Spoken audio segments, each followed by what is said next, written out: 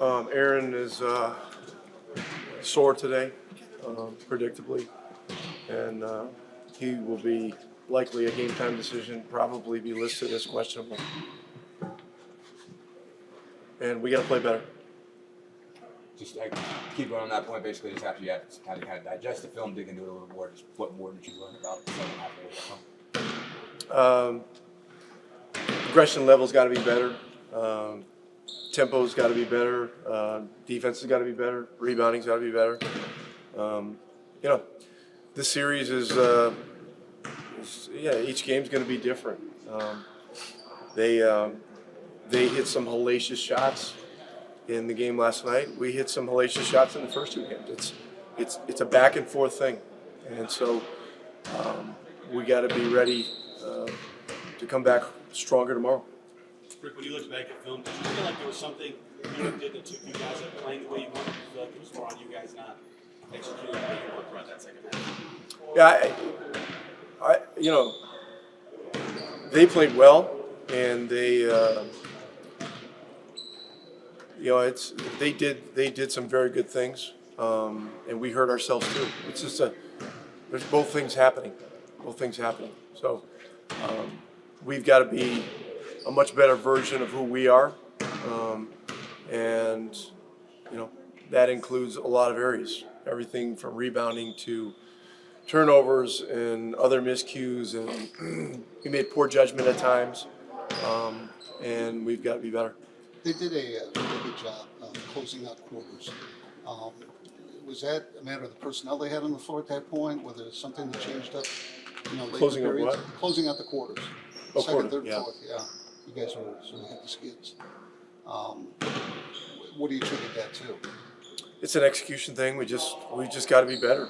We got to recognize the situations. If it's a 2-for-1, we've got to time it right, and we've got to execute better. If it's something a little bit different, we got to do whatever that situation calls for better. Yeah, and so the margins are so important, and all the games are close. They made a lineup change, bringing Mitchell into the starting lineup. Then some other guys like Lamont Wright and Landon Shamet.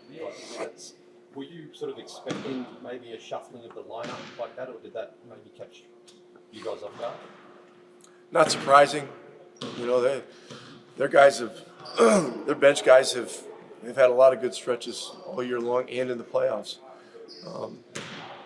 Payne, who's had some very good stretches, didn't play. And so, look at this. This is going to be, we had some unexpected guys playing in the second game, and they made some changes in the third game, and tomorrow's another new chapter.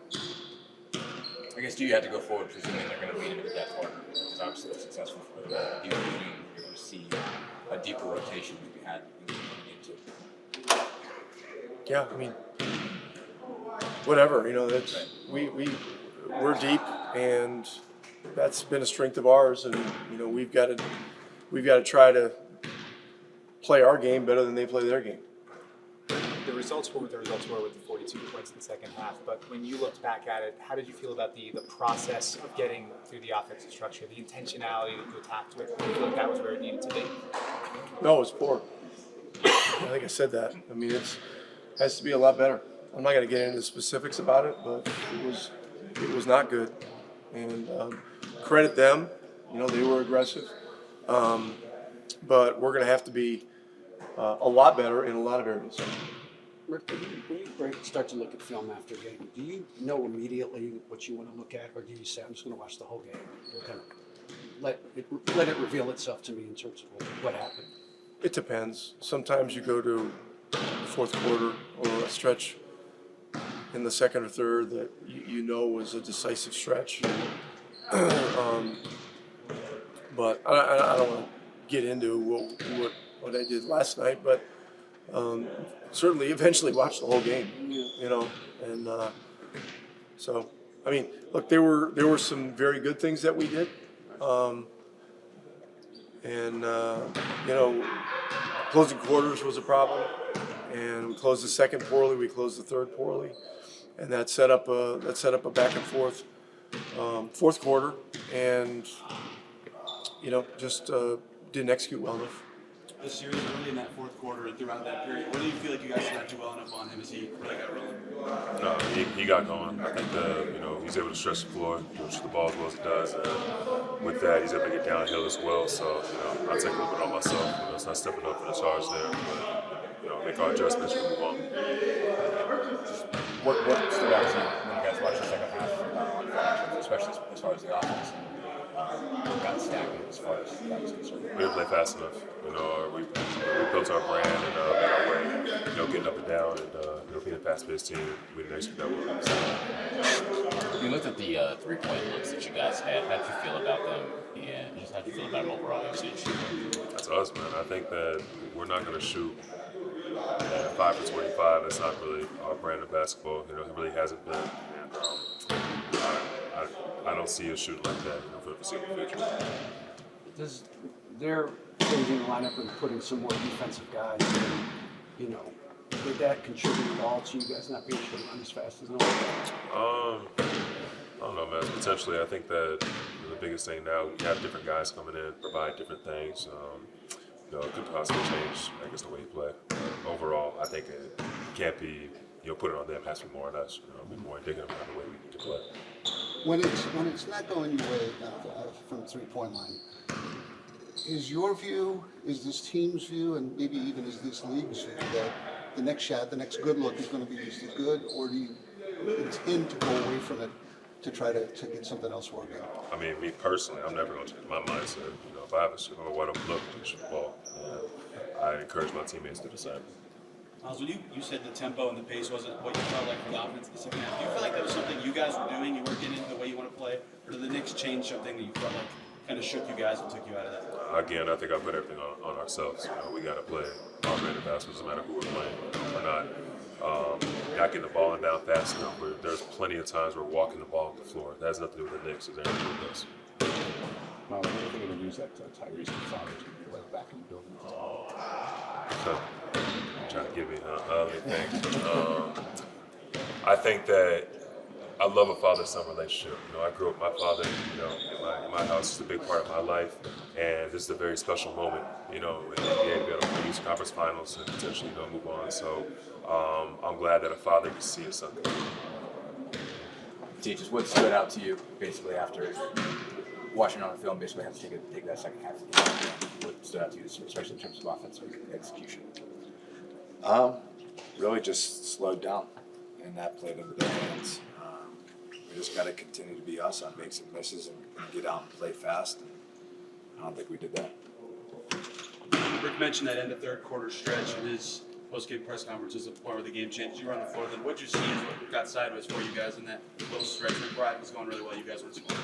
Yeah, I mean, kind of what I just alluded to. We got a little stagnant, and then they made great plays. That's the playoffs. I mean, they're a great team, and they've got great players, and they stepped up and came back from a 15, 16-point deficit. So credit to them. We got to be better. How do you think just the fact that they actually used their depth this time changed things? They brought some guys in that you hadn't seen before. How did you think that changed the dynamic? And just the fact that they used more depth and I guess more refreshment.